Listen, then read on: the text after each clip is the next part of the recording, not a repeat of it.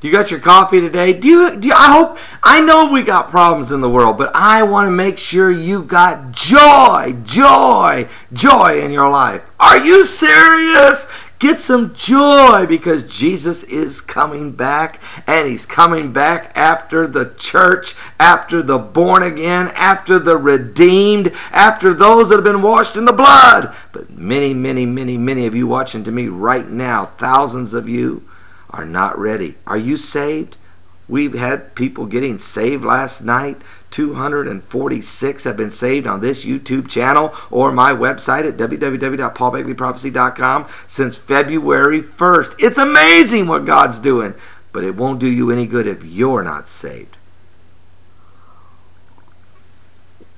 I just had to get a drink. Okay, now look.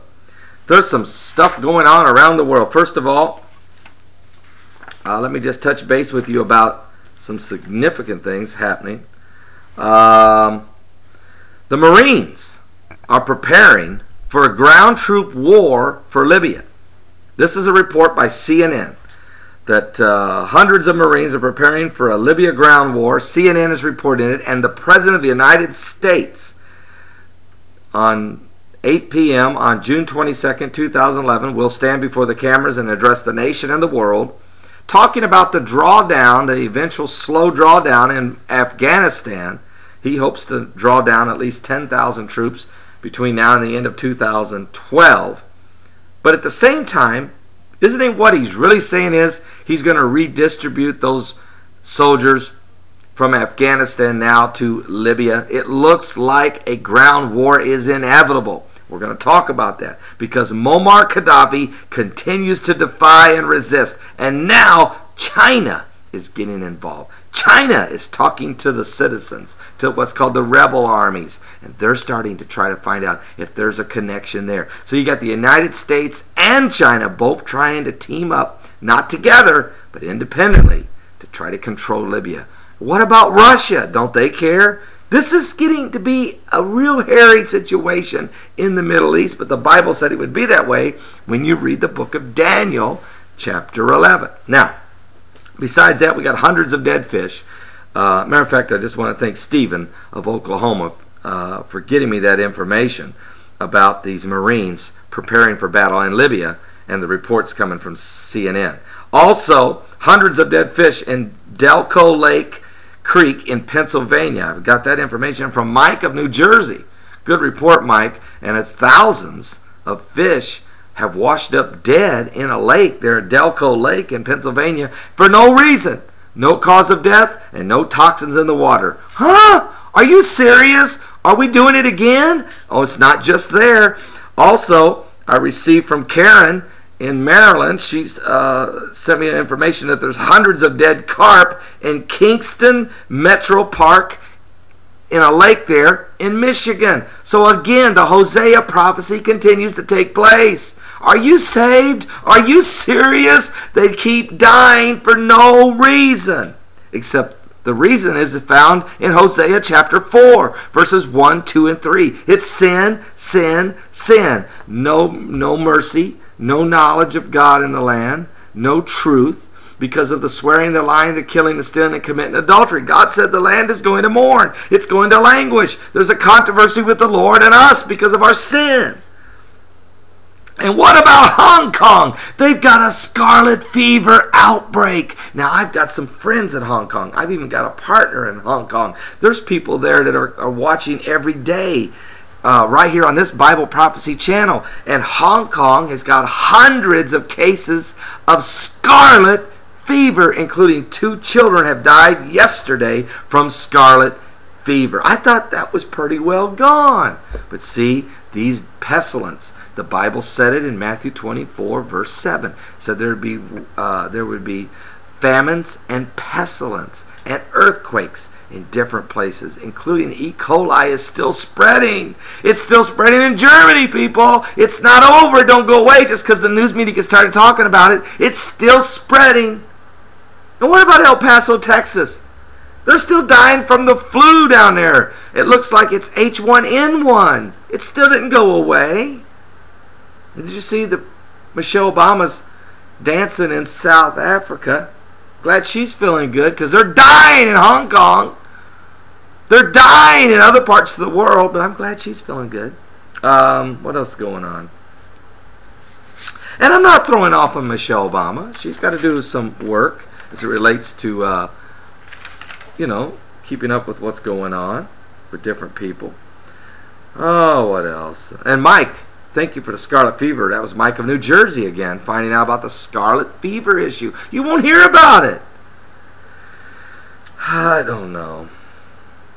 And Philip of Alabama was telling me about North Korea, revealing that citizens are eating human flesh. They are selling human flesh for food. Cannibalism. And why are they doing this in North Korea? Not because they're wicked people, not because they're evil. They're hungry. You see, Kim Jong-il don't care about the people of North Korea. That communist dictator, that little weasel, all he wants to do is continue to oppress his people. No freedom to worship. There's no churches there. No freedom of speech. No freedom of expression. No freedom of to assemble. And they're starving. They have the blockades. Their country is in...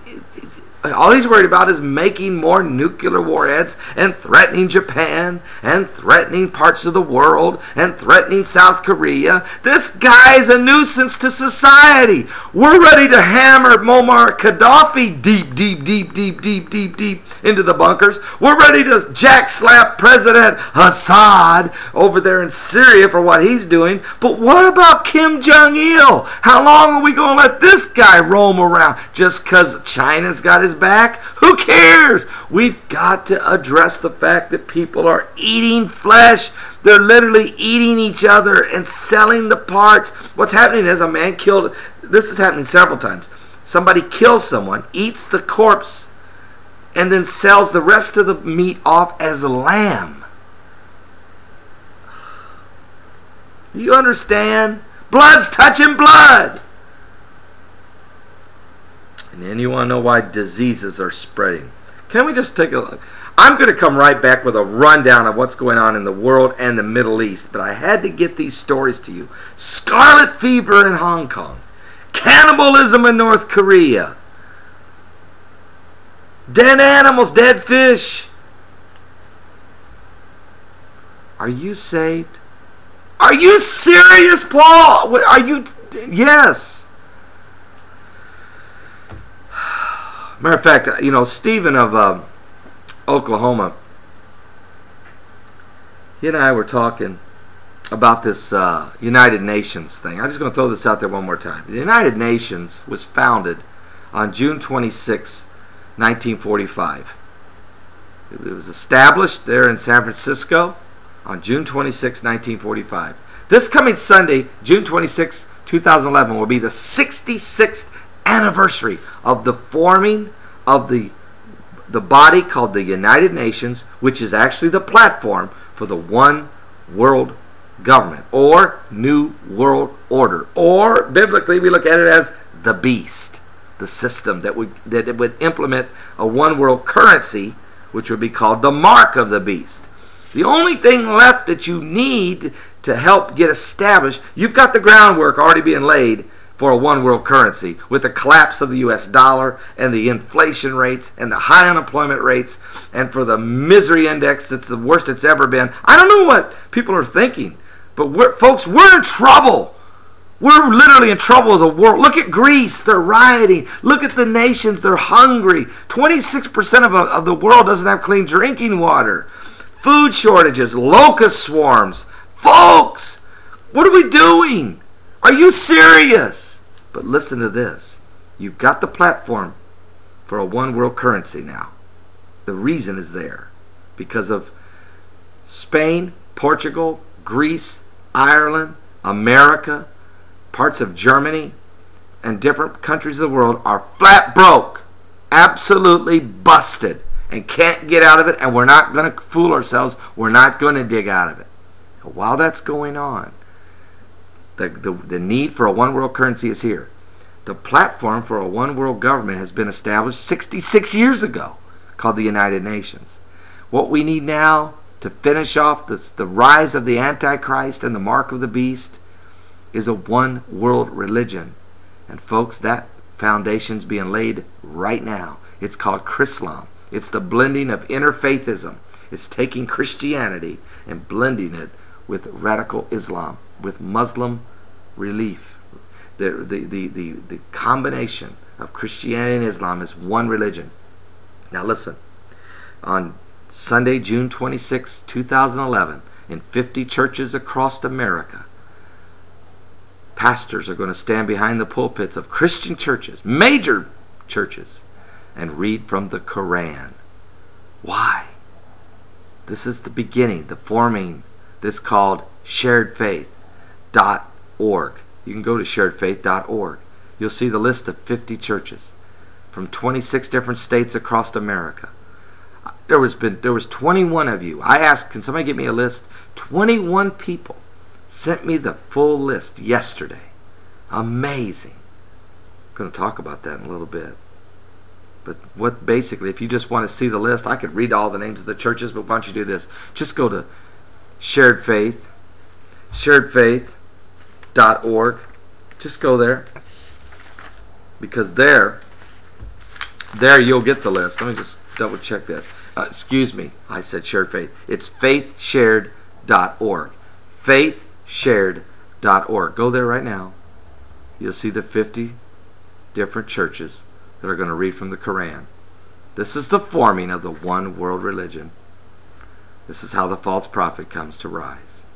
I'm Paul Begley. I'll be back to talk about the rest of the world issues, and we'll do a rundown on the world news and current events. Are you saved? Because it's coming. It's happening this fast. It's happening this fast, folks. In Jesus' name.